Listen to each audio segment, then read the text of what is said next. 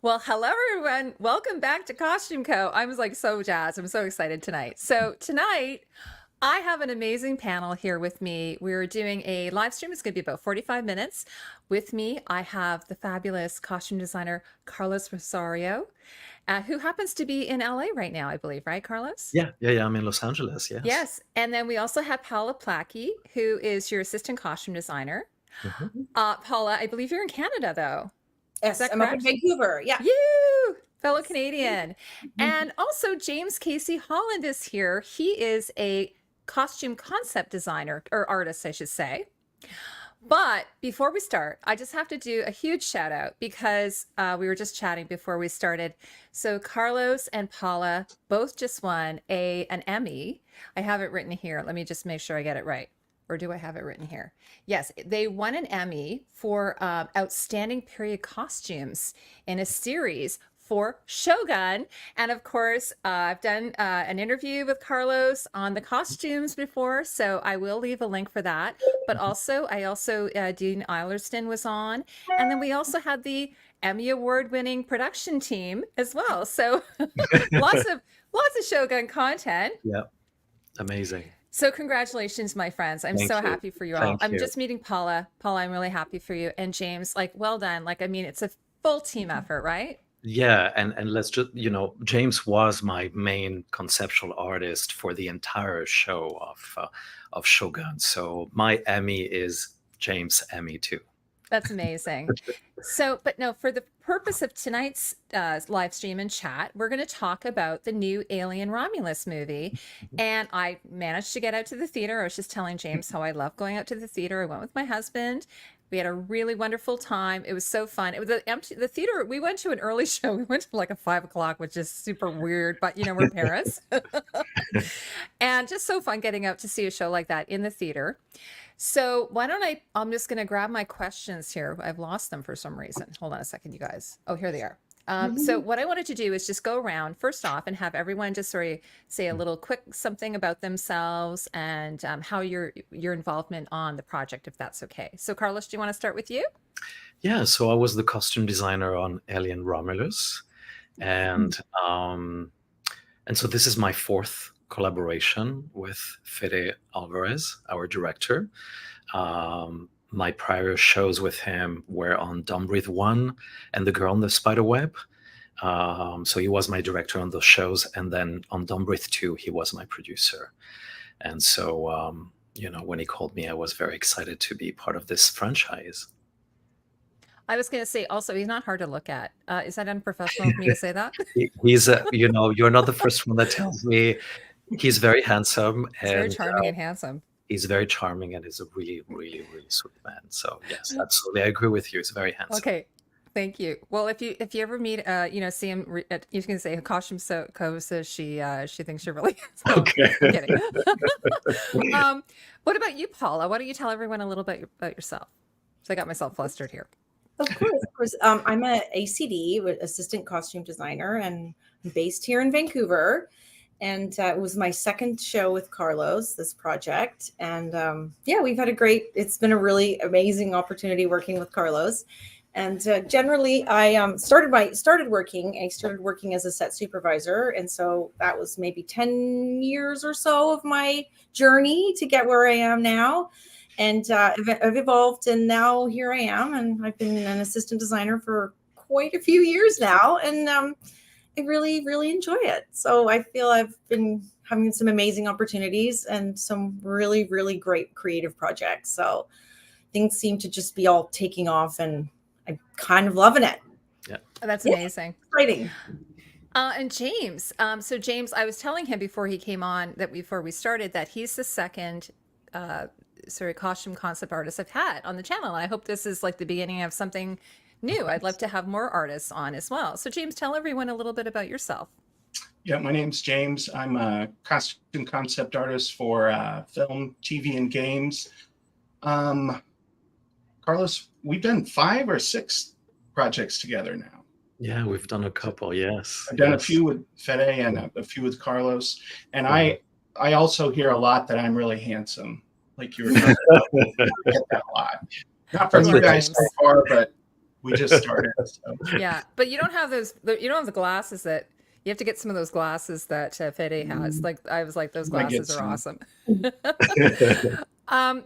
Well, anyway, so before we're going to just go around, I'm just going to ask everyone this question: how you all got involved in Alien? And I mean, I know that you've collaborated before, so maybe just share, how did you find out about the project? Did Carlos give you a call? Did you know?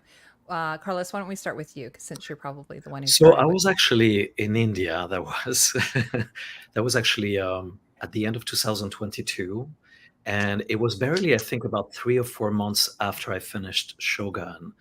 And I went to India to do a little trip there. And on my last day in India, like, I see my phone is ringing, and it was Fede wanting to FaceTime me. And so I'm like, this, what a surprise. And so he's like, Carlos, today it's Friday. Can you start on Monday on Alien? And I'm like, Alien? And so he told me a little bit about the project, that he had started that project a few months before with already a few conceptual artists, and starting to put some thoughts together, some boards together. And then it was for a costume designer to start. And so, that was a Friday, and then he wanted me to start on a Monday. So, I mean, I didn't even read the script when he said Alien. I've always been a fan of the Alien franchise. To just have my name attached to the Alien franchise, to me was something that felt very surreal. And so I said yes immediately. And there I was on Monday, just starting this new chapter on Alien right after Shōgun. So that was a little bit of an interesting, new project after something that was so period like Shōgun. Oh, that's amazing. So you had 3 months then between the two So projects? yeah, it was like 3-4 months between Shōgun and Alien, and then I started in October on my own, October 2022, for a few weeks, and then the rest of the team started in November. And then we started shooting, I think, in Budapest then we went to Budapest in Hungary, and then we started shooting early March 2023. Amazing. What about you, Paula? How did you get involved? Well, quite similarly to Carlos, it was all rather quick too. But different, because after Carlos has been approached for the project, then he would come to me with the same question: what are you doing, and are you available to do a job? And I was like, what kind of job? As I am, Carlos knows that. I'm like, what kind of job? But yeah, of course, as he told me more about the project, and that it was Alien, and that we would be working in Budapest, and basically, are you available kind of in 2 weeks, sort of thing? And it was like, of course, why not? So it sort of just all took off from there relatively quickly. There was a little short term, I think, of working from home for a little bit before I left, just sort of we starting our research, and we starting our boards, and we started inspiration ideas. And then it was like, I think we were there maybe in November, beginning of November. So then we really hit the ground in Hungary. Yeah. Yeah. Had you both worked there before in Budapest? So I did, yes. Oh, okay. I did. So you're familiar with some of the shops and exactly. the artists that maybe you could tap into? Yeah, exactly. Oh, good. I think Now, James, what about you? Like, I had this question sort of later for you, but what process do you come in at? Like at the beginning, or? Usually I'm pretty early on. And I think it was the same with this. I think it was one of those, like, I'm going to do Alien. Can you start in a few days? I was pretty early on, the way I remember it. And I was really excited. I'm a huge fan of the franchise. So I was excited to get going on it. Mm-hmm. No, James, are you able to work from home, or do you have to go on like location when you're doing it? I almost exclusively work from home, and for me it's a lot easier because you have all your reference, and they can call or FaceTime at any hour of the day. You can just switch your sleep time to match whatever time frame or time zone that they're on. And Carlos does a lot of, like, he will respond in the weekends. He's always awake.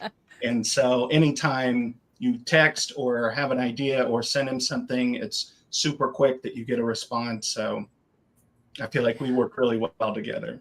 That's true.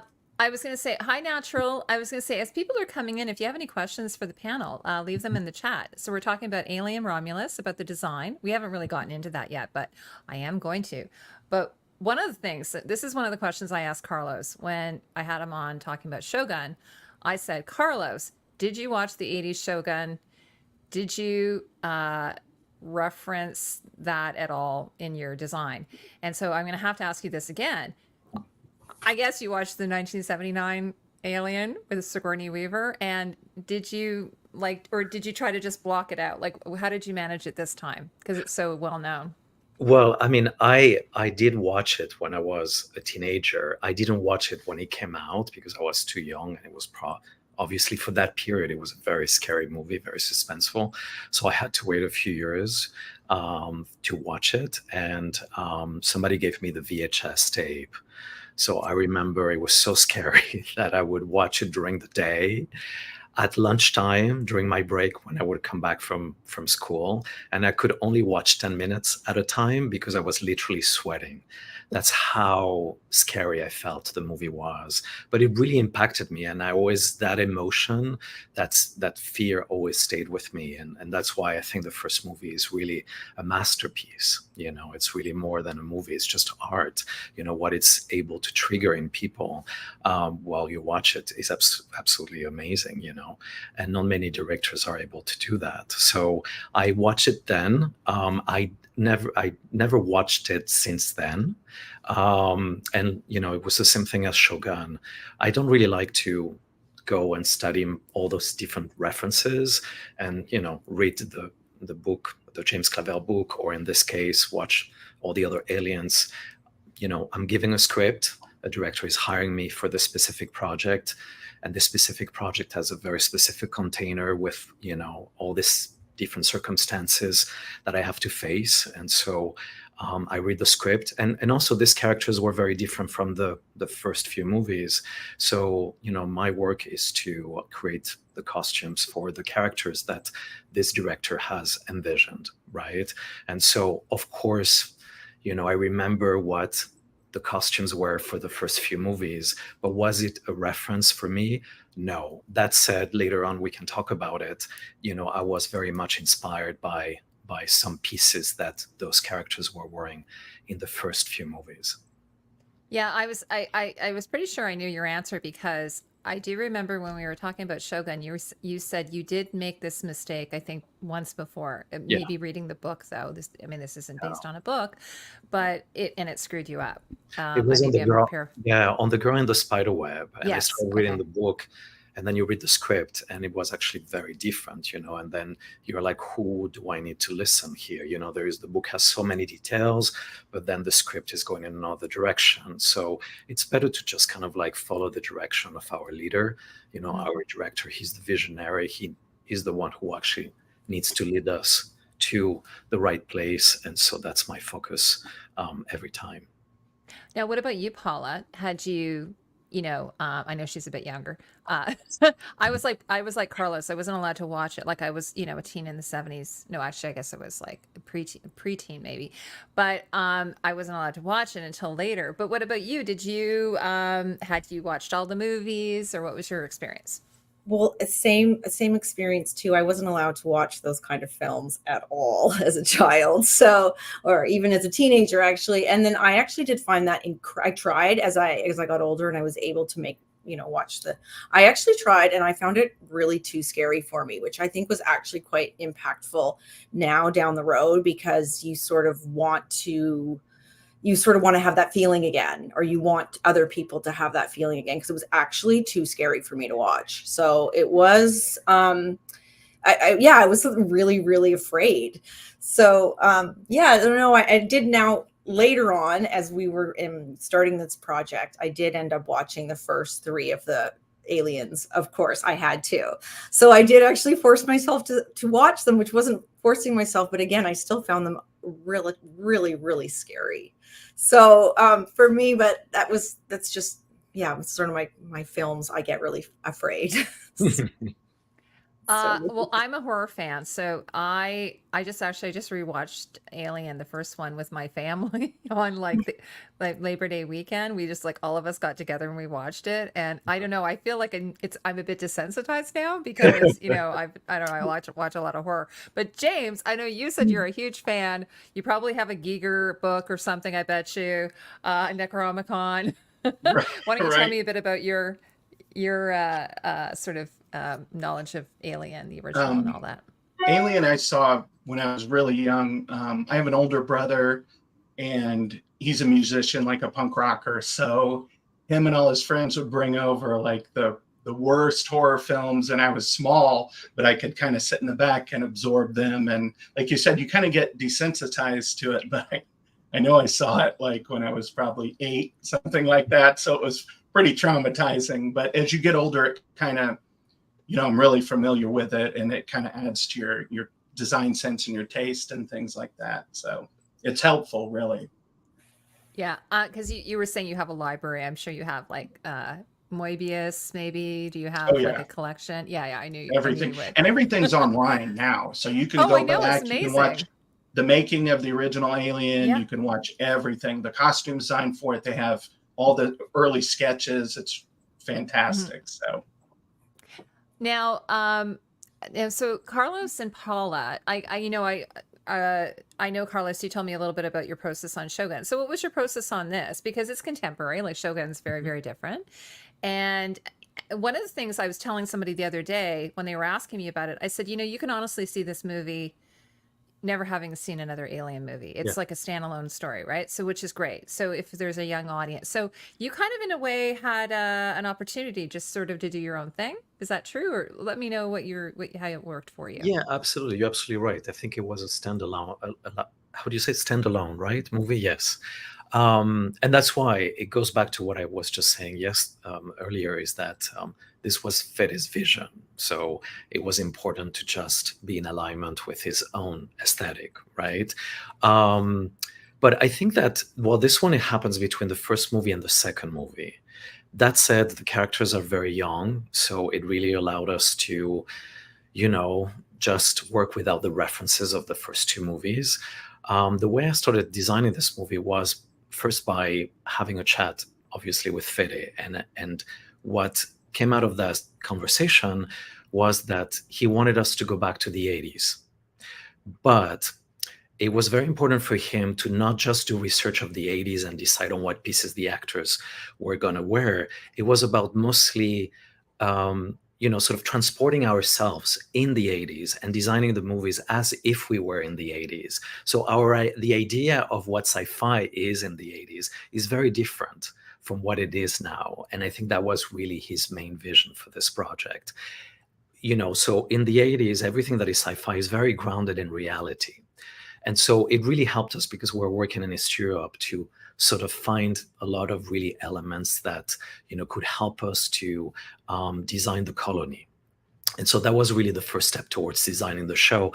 We needed to understand what the colony was and who was part of the colony. And once we designed the background for the colony, it allowed us to actually find the right pieces that we then gave to our characters because they were part of that colony. And so the first things that Fede told me about the colony is that there were 2 big groups, the farmers and the miners. And some of our characters are part of those groups, right? Rain was something a bit more casual because we imagine that this is at the end of the day. She already had her shift. She goes back home. She takes a shower. She changes and she puts her casual clothes. But all the other characters are wearing a little bit of a mismatch of things that were part of their duties as farmers and miners mixed with their, casual look. Right. And so in terms of the inspiration of the farmers and the miners, it was very clear that for the farmers, we went more into the 40s, 50s, and 60s of the farmers in America. And then for the miners, it was a mismatch of a lot of different things that allowed me to create a silhouette that would show that the miners were really working under very harsh weather conditions. So we designed a lot of really rain gear, deconstructed rain gear. We used a lot of sort of sort of overalls, like oversized overalls and big boots, and we made a lot of different hoodies, right, Paula? A lot of different. Also, I mixed also a lot of military elements, from East Europe, but also from other countries, because what we wanted to do is create a multicultural colony. And the intention of the the costumes for that colony was to make them as dark and gritty as possible, because the idea was to show right away within a few minutes to the audience that this was a colony that used to be abundant, but it just fell apart. Everything was, and that really is the narrative later on of these young characters that actually want to escape. So it was very important in just a few minutes to tell the story of that colony falling apart by creating costumes that were completely broken down and, overdyed and, really dirty, And so that was really the overall concept of Alien. Yeah, they're essentially paid slave labor. Like there's no, Yes. they don't have a choice, right? Exactly. But Paula, did you want to add to that at all?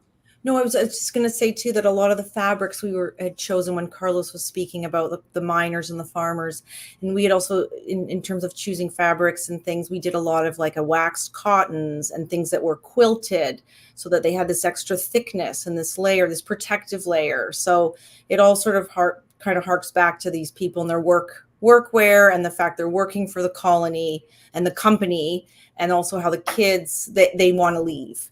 So it sort of was that, this is showing that the working world. Yeah.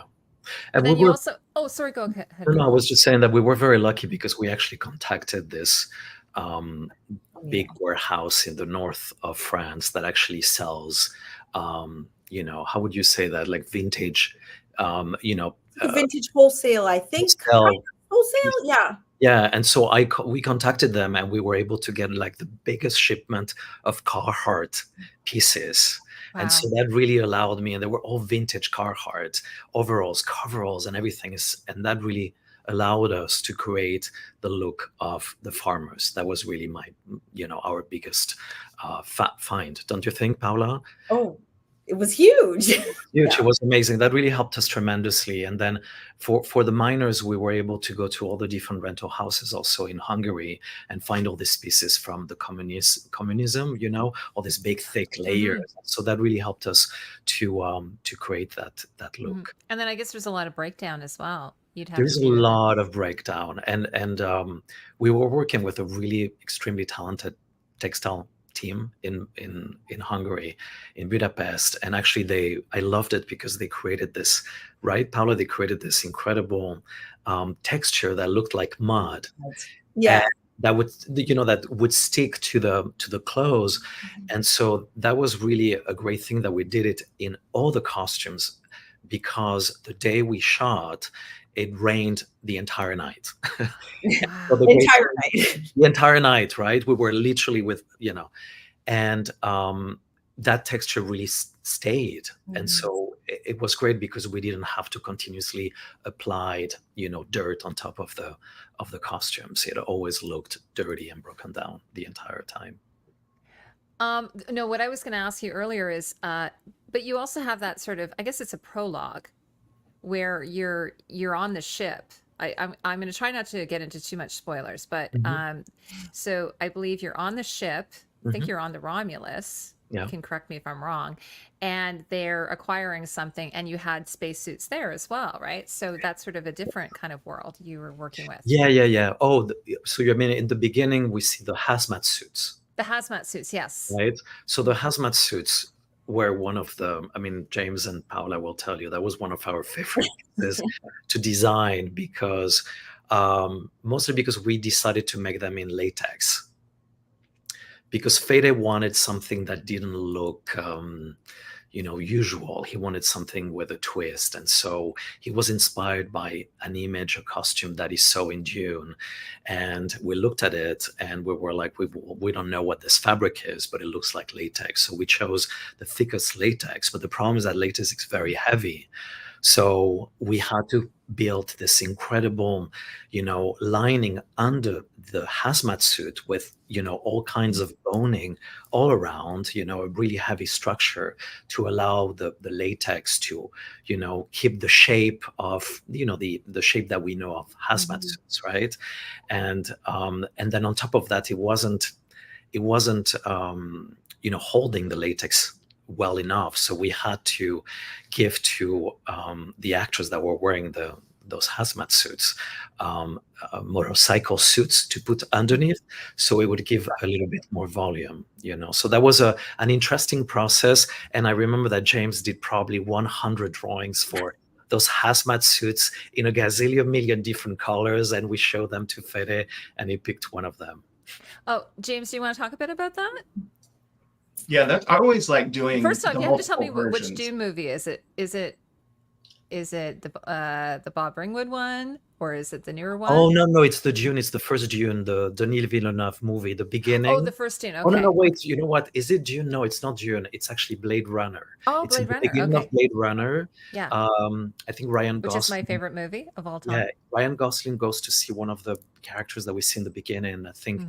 That guy was wearing like a big, huge black hazmat suit that was really interesting and looked like, it's shiny and a bit weird, and so it was interesting. Yeah, very cool. So you're talking about Blade Runner 2. Blade Runner 2, yeah. To Batista, right? Correct. Yeah, yes, exactly. James, you want to tell, like, you did 100 sketches? It was probably more than that. Like, oh my God, you didn't ton show of some sketches and a ton of like different color combinations. And at a certain point, you can go really fast. So you just kind of flip through them and think, I bet you might like this, you might like this, and then in the end, it's funny they pick one. And it's interesting going back and forth from working on Shōgun, which everything is sharp, pristine, clean, like really like royalty, and then going to Alien Romulus, where everything is destroyed. Like you said, it's vintage Carhartt stuff, but it's also torn up, covered in mud. It's raining, it's dark, and it's kind of it's fun, and it keeps you energized as an artist to go from different projects like that. Well, it's funny because when you're talking about this, and I was saying Blade Runner, the original, is my favorite movie of all time. That's why my husband and I got married, by the way, because it's our favorite movie. And it's everything in that movie. It's raining, it's miserable, it's dark. Right. So you guys, of course, Ridley, I believe, is a producer on this. So that sort of It just seems like proper, wonderful synergy. Mm-hmm. Absolutely. Well, we have a little bit of time left, so I'm going to ask you a few more questions. Let's see. Okay, so one of the things I noticed, just in terms of the contemporary costumes, Carlos, and I hope you're not insulted by this, but I started watching it, I kind of just got so lost in the show, I didn't really notice the costumes. Like, I was just like, I'd have to honestly, except, and I referred to the hazmat suits as an astronaut suit. I have to really do a rewatch, but I was so immersed in it. Like, are you happy with that? Like, do you like the idea that I watched it and I was just like, unlike Shōgun, which I'm like, that costume's amazing. That costume is amazing. But what do you think of that? Is that a good accomplishment? Absolutely. That was really absolutely the point. And I think that in Shōgun, it was different because it was period and we needed to tell the story through the costumes. And also the Japanese culture is very subtle. And, the conversations between the actors, everything is very behind the scenes a little bit. It's very subtle. And so it was important to amplify whatever was happening to the characters through the costumes, so it was a way to tell the story. And also because, what we talked about it, like everybody is of different ranks, and based on the different ranks, then everybody had to wear, their costume, their clothes in a very specific way. For this one, it was really about them being part of the colony, and not being different from anybody else and blending with the environment, So I think in this case, it wasn't really about what they were. It was really about the action and the emotion that we wanted the audience to feel. And in this type of situation, you want the costume to very subtly amplify who the character is with just a few accessories, a few elements, be there enough that you sustain, the personality of the character, but at the same time, you need to make it as invisible that it doesn't distract from, the emotional roller coaster that they are going through, and also all the action that they have to face. Yeah, well, except I was going to say that Andy, Mhm. I did immediately notice him. Yeah. And even before, before his dad jokes and everything, he just stood right out. So what was your approach to doing him? By the way, the actor, amazing. Amazing. Fantastic. He's going to be a huge star. I think all the cast are going to be very famous. The one gentleman, he's from, I think it's Shadow and Bone, I believe. Renault. Yes. Yeah, I amazing. love him in that. Yes. So I think we're going to get some big stars out of this. So how did you approach him? There's always an android, right? There's always I think it's sort of a thing in every Alien. So how did you approach him? Well, for Andy, it was very clear that he needed to wear something that would be in alignment with what the farmers wear, because Rain was part of the farmers group. And so we don't see her with her farmer look. Like I said before, she went back home, she took a shower, she changed, and then they decide to leave. But as a synthetic, he wears the entire time the same thing. But because he was a synthetic, we wanted to do some kind of coveralls that would, be very different from everybody else. So he's identified in the colony as being, the synthetic, right? And so we wanted him to stand out a little bit. And so we designed this this very interesting sort of coverall with, I don't know if you've noticed, but it had zippers pretty much everywhere. And I wanted something very minimalist, but very sleek, very constructed, and at the same time a bit industrial, with all those metallic zippers everywhere. And then the fanny pack was Fede's idea. He said, well, what about if, he needs something? He likes to do give a little element, a little accessory to each one of the characters so the audience knows exactly who they are. And in this case, we thought that a fanny pack would be a really smart and funny idea, because he doesn't need to have a backpack. He doesn't need to wear anything. He's not cold. He's not warm, and so we thought, well, maybe that's where he puts the key of the trailer where they live, and that's about it, and it was the little accessory that I felt brought us back to the 80s, and we thought it was a little bit of a comical element that would sort of amplify the characteristics of the synthetic. Yeah, his outfit felt almost couture. It was absolutely, and Paula can tell you. Paula was worked so hard on that costume, because we had 20 or 25 multiples of those coveralls, and with all kinds of different thicknesses. And so Paula can tell you more about it. Did we ever? That was something. I mean, that exploration in those coveralls, I feel like we did the fabric, in terms of choosing the correct color of that jumpsuit. I mean, that was a whole entire exploration, down to the dyeing shades of the shade to get the right shade. And I mean, ultimately watching the film, I think, wow, that is the right color. That is the right color. So perfect with his skin tone and everything. It looked great. Yes, and the ship, and not being too dark and not being too light, and not reading purple, but not reading blue, but not reading gray. It was like the color was something. So, I mean, that in itself started the process. And then, of course, we go through with all the fittings and just getting everything right on David, sizing it perfectly. Then we have so many different versions that we make in terms of his size, his stunt double size, his size with the harness, his size with the back pad, his size with the knee pads, with the hip pads. It just, with elastic gussets under the arm, so there's more movement. I mean, we go on and we end up doing, like Carlos said, 20, 25 versions of the same suit, but nobody would or should know on camera if we've done our jobs correctly. But ultimately we put the cast member in the one that they're going to need for that particular day's work. So whatever the needs are on set. So if they need to put their wetsuit underneath for the scenes where they were in the lab with the face huggers, there was a lot going on. The costumes themselves are relatively simple, and we maintain them throughout the project, but there's a lot that goes into those to get them there. It's movie magic. It's movie And magic.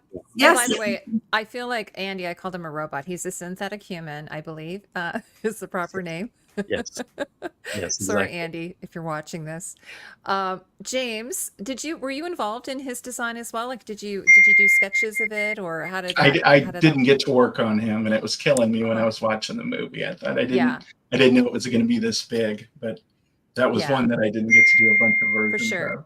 Now I do have to. Oh, sorry. Go ahead, Carlos. No, but I have to say that I mean, James and I have worked many times together on a couple of movies, and the colors for me are very important. I think you tell the story through the colors, and I'm always very specific about that.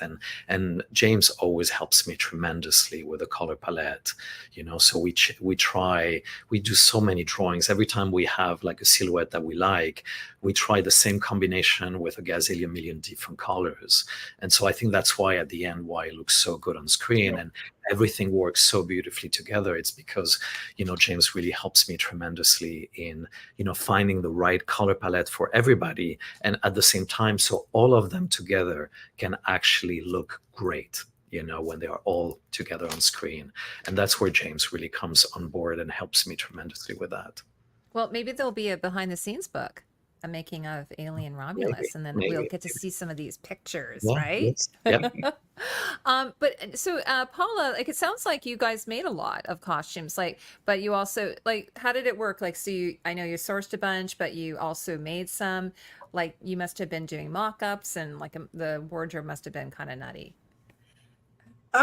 Well, nutty, I think it's more like controlled chaos. Controlled chaos. Okay. Right? Sorry. I mean, I feel like we have a good system with Carlos in the way that we work. I mean, it's never really a linear process. There is always this big circle that I don't know, it's the creative process that we go to ultimately get to the final product. So, which, in this case on Romulus, we built and we bought, but I would say we built a lot more than we bought that ended up on the cast for sure. So, but that was great with the talented cutters and with the fabric sourcing that we could do over in Hungary and other countries, that we had fabrics from London, we had fabrics from Italy, we had fabrics from all over. So yeah, the process was quite something.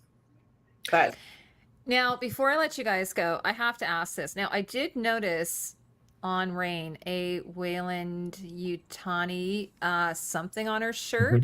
Mm-hmm. Oh, hey, Ro. Did you have like some Easter eggs in there? Like, I know that there's the drinking bird, the prop, right? Like, I was like, okay, yeah, I recognize that. So did you say, oh, we're gonna add a few little fan service things? Did you do that, or are you just like, we're not gonna bother with that? No, well, we had the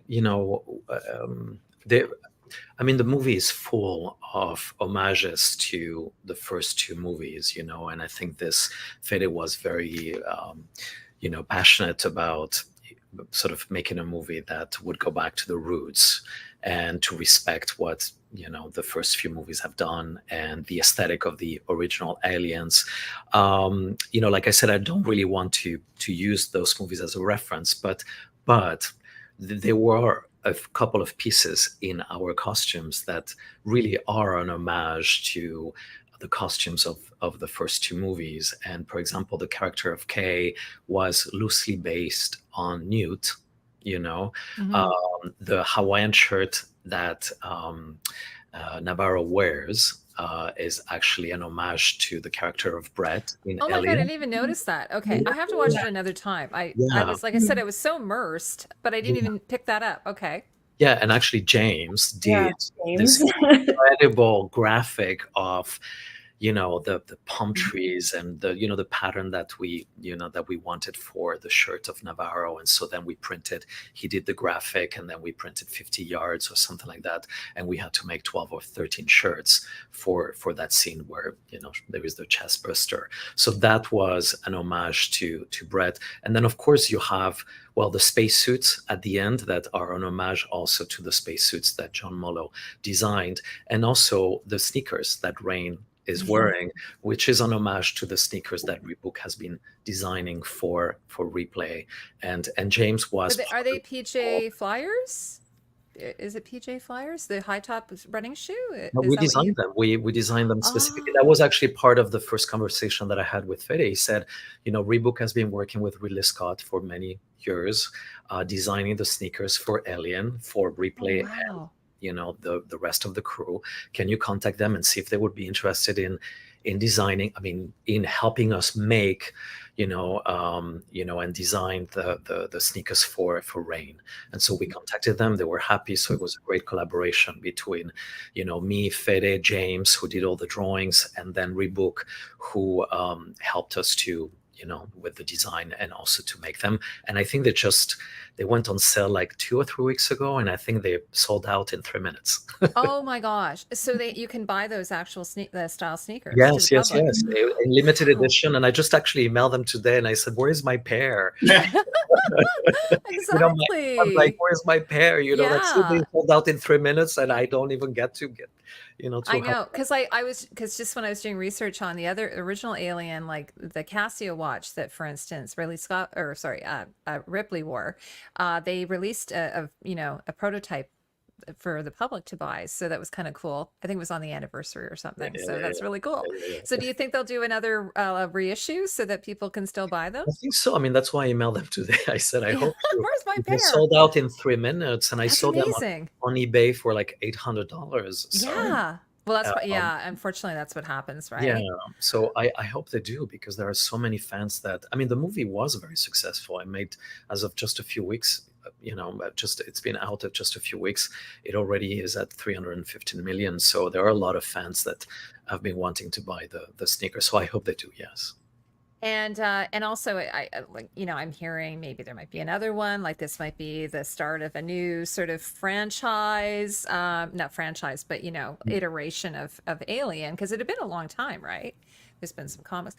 So before I let you all go, because Carlos is going to a party. No, but it's okay. I still have a few minutes. So Okay. I just don't want worry. to, well, first of all, I wanted to say I thank you all for coming on and taking the time to do this. This is amazing. Like coming off of Shōgun, the Emmy Awards, and I think, was it who was it? Was it Jamie Lee Curtis was the host?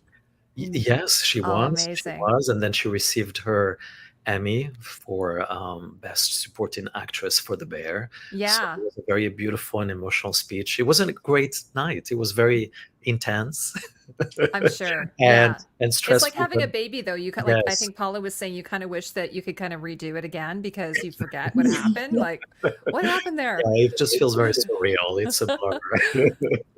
Well, what I was going to do is before we go, I just wanted to go around and hopefully I'll be able to have you all back at some point soon. But Carlos and Paula and James, do you want to just go in that order and just tell everybody what maybe you're working on? Maybe you're taking a break. So Carlos, we'll start with you.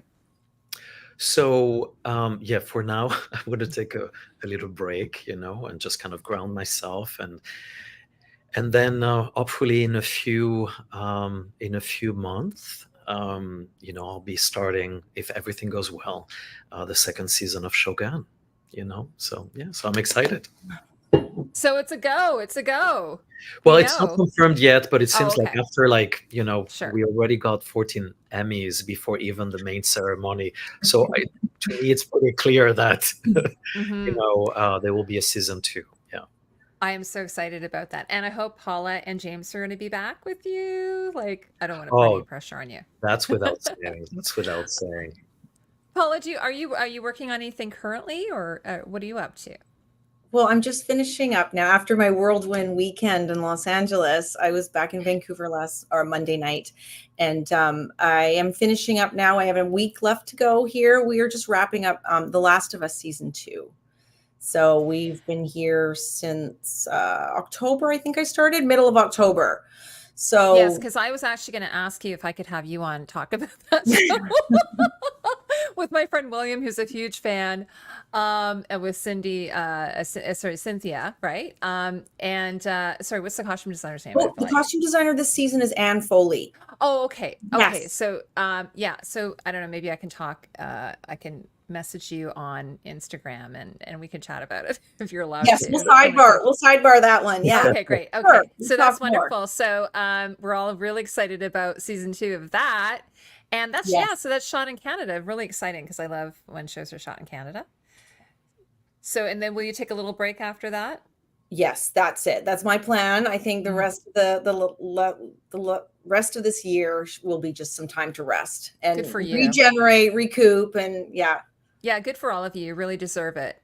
And what about you, James? Because James and I were just talking before. Like I really enjoyed The Acolyte, and season 1 I loved it. So and he did beautiful work on that. But James, what have you been working on? Are you working on anything? The last thing I did was, it's called Grotesquerie. It's coming out on FX.